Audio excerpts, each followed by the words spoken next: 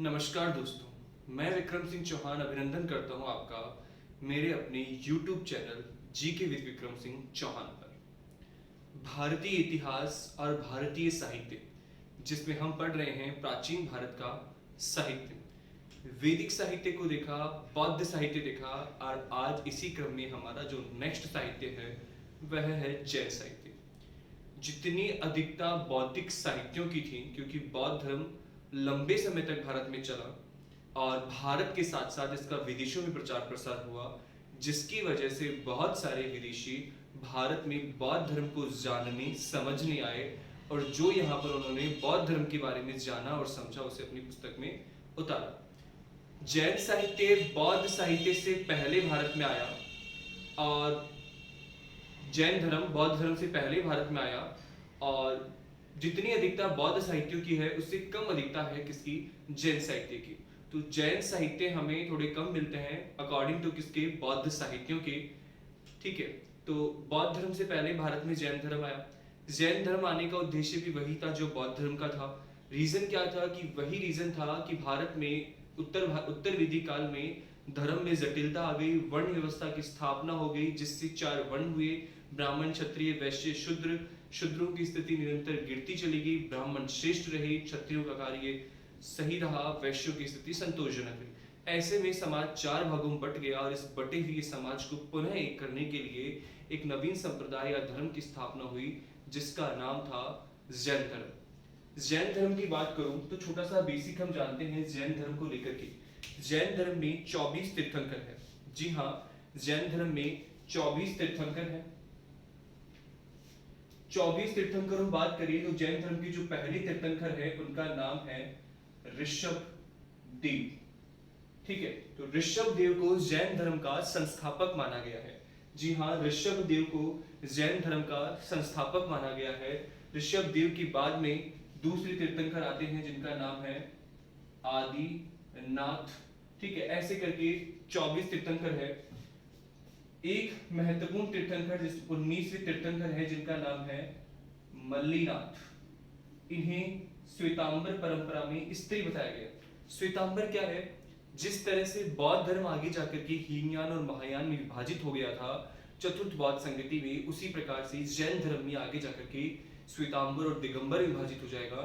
तो श्वेतांबर परंपरा में जो 19वें तीर्थंकर हैं उन्हें स्त्री माना गया और वो कौन है? मल्लीनाथ है। तो अभी अपन को ये देखना है कि जैन धर्म में टोटल 24 तीर्थंकर में पहले तीर्थंकर ऋषभ देव ने जैन धर्म की स्थापना की, दूसरे आदिनाथ हुए, 19वें तीर्थंकर को स्त्री माना गया है।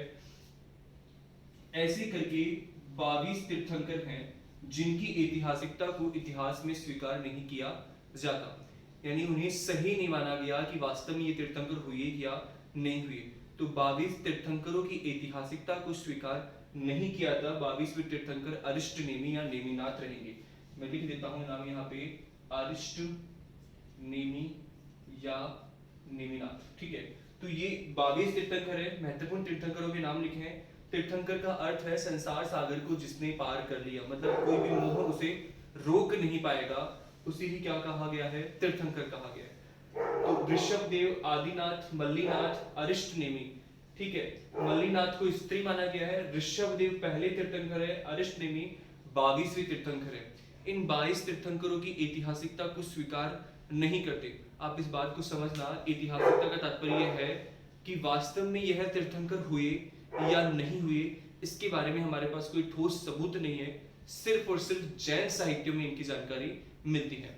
23वें तीर्थंकर है जिनका नाम है पार्श्वनाथ। ठीक है, 23वें तीर्थंकर पार्श्वनाथ को प्रथम ऐतिहासिक तीर्थंकर माना गया है। ठीक है, प्रथम ऐतिहासिक तीर्थंकर किसे? पार्श्वनाथ को। प्रथम तीर्थंकर कौन है? ऋषभ देव है। मतलब इन्हें स्वीकार किया गया है कि पार्श्वनाथ जो तीर्थंकर थे वो हुए। ठीक है, तो पार्श्वनाथ की ऐतिहासिकता को स्वीकार कर लिया। अब जो 24वें तीर्थंकर है, 24वें तीर्थंकर जिनका नाम है महावीर स्वामी, यहीं से हमारी बात शुरू होती है। महावीर स्वामी को जैन धर्म का वास्तविक संस्थापक माना गया है। जी हाँ, महावीर स्वामी को जैन धर्म का वास्तविक संस्थापक माना गया। अब आपके पास 3 पॉइंट बन रहे हैं पहले तीर्थंकर ऋषभदेव, प्रथम ऐतिहासिक तीर्थंकर पार्श्वनाथ और वास्तविक संस्थापक जैन धर्म का वो कौन है? महावीर स्वामी है। तो महावीर स्वामी का छोटा सा परिचय, बाकी तो हम जब जैन धर्म पढ़ेंगे उसमें बात है। महावीर स्वामी का जन्म 540 ईसा पूर्व में हुआ था। इनके पिता का नाम सिद्धार्थ था, माता का नाम तृष्णा था, पत्नी का नाम यशोदा था और इनके स्वयं का जो नाम था बचपन का वर्धमान था। ठीक है, इन्हें भी जो गृहस्थ जीवन था वो अपने आप में बांध नहीं सका और ये भी सत्य की खोज यानी वास्तविकता की खोज में 30 वर्ष की आयु में अपने बड़े भाई नंदीवर्धन की आज्ञा लेकर के गृह त्याग कर दिया और 12 वर्ष की कठोर तपस्या के बाद, जी हाँ 12 वर्ष, यानी इनकी उम्र हो रही होगी 42 वर्ष, 30 वर्ष में छोड़ेंगे तो 42 वर्ष, सिर्फ बात हो रही है महावीर स्वामी की। 12 वर्ष की कठोर तपस्या के बाद में इनको ज्ञान की प्राप्ति हुई और ज्ञान की प्राप्ति में के बाद में यह कहलाए महावीर स्वामी। ठीक है, तो ये महावीर स्वामी की बात, छोटा सा जीवन परिचय। अब हम देखते हैं जैन धर्म के साहित्यिक शोध या जैन साहित्य पर सीधा हम चलते हैं। ठीक है, देखो इधर जैन साहित्य, प्राचीनतम जैन साहित्य के जो ग्रंथ हैं उन्हें पुव्व कहा गया है। जी हाँ, प्राचीनतम जैन साहित्य के ग्रंथों को पुव्व कहा गया है, जिनकी संख्या कितनी बताई है? 14 यहाँ पर ग्रंथ है। और प्राचीनतम जैन साहित्य, तो प्राचीनतम ग्रंथ पुव्व कहला रहे हैं, जिनकी संख्या कितनी है? 14। और प्राचीनतम जैन साहित्य जो है उन्हें आगम कहा गया है। जहां हमने बौद्ध साहित्य को पीटक कहा था, वही हमने प्राचीनतम जैन साहित्य को क्या कह रहे हैं? आगम कह रहे हैं। और आगम का अर्थ है पवित्र। आगम का अर्थ क्या है? पवित्र। बौद्ध साहित्य में पीटक कहा था और पीटक का अर्थ था टोकरी, तो पवित्र है आगम का अर्थ। जहां बौद्ध साहित्य पाली भाषा में लिखे गए, वहीं ये साहित्य प्राकृत भाषा में लिखे गए। ठीक है, आगम के कुछ भाग हैं। आगम के भागों में 12 अंग, 12 उपांग, 10 प्रकीर्ण, 6 छेदी सूत्र, 4 मूल सूत्र, 1 अनुयोग सूत्र और 1 नंदी सूत्र है। जी हाँ, प्राचीनतम जैन साहित्य को आगम कहा, प्राचीनतम बौद्ध साहित्य को पीटक कहा था। पीटक में सुत्त पीटक, विनय पीटक, अभिधम पीटक थे। यहाँ आगम में 12 अंग, 12 उपांग, 10 प्रकीर्ण, 6 छेदी सूत्र, 4 मूल सूत्र, 1 अनुयोग सूत्र और 1 नंदी सूत्र। ठीक है, इन सभी आगम ग्रंथों की रचना द्वितीय बौद्ध संगति में हुई थी। जी हाँ, जो जैन साहित्य है उसकी रचना द्वितीय बौद्ध संगति में हुई थी। ठीक है, तो ये सभी कब लिखे गए थे? द्वितीय जैन संगति में, बौद्ध संगति नहीं, जैन संगति में। ठीक है, द्वितीय जैन संगति में इन आगम की क्या हुई थी? रचना, जिसका जो कंक्लूजन निकला था वह निकला था वल्लभी में हुई जैन संगति। जी हाँ, वल्लभी में हुई, जो श्रमा श्रमण या देवर्धिमन के अध्यक्षता में जो द्वितीय बौद्ध संगति हुई थी, उस समय इन आगम की क्या हो गई थी? रचना, या इनका कंक्लूजन निकला था, इनको जैन साहित्य के रूप में मान्यता मिली थी।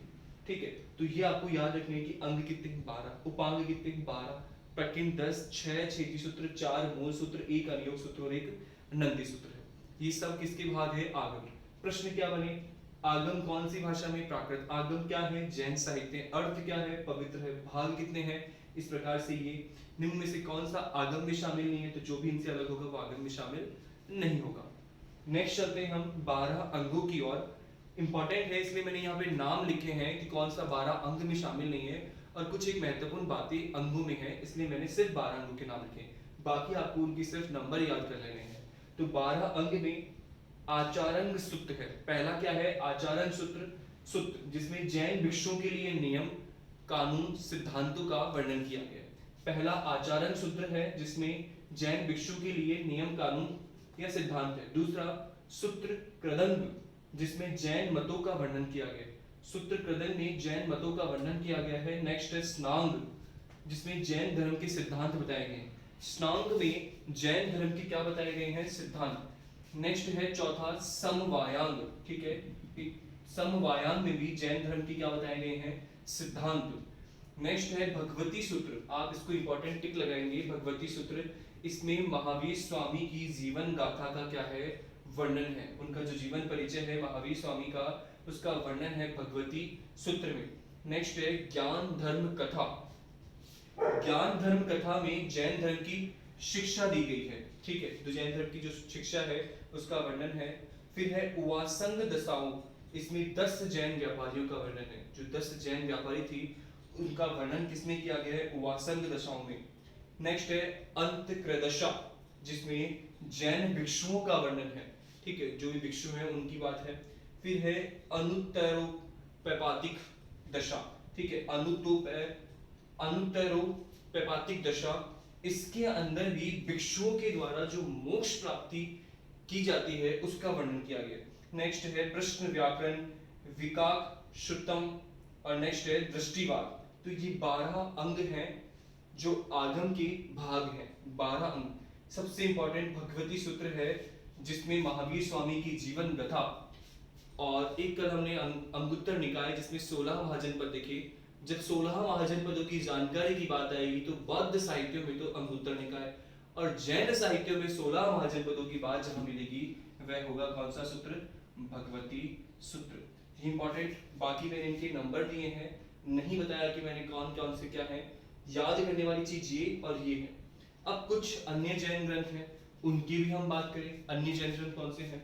एक भद्रबाहु है, भद्रबाहु के द्वारा कल्प सूत्र की रचना की गई थी। भद्रबाहु के द्वारा किसकी? कल्प सूत्र की रचना। और हेमचंद्र के द्वारा परिशिष्ट परवन की रचना की गई थी, और प्रभाचंद्र द्वारा प्रभा कमल मार्तंड की रचना की गई थी। इंपॉर्टेंट है, भद्रबाहु कल्पसूत्र, हेमचंद्र का परिशिष्ट पर्वन, और प्रज्ञाचंद्र का प्रभा कमल मार्तंड।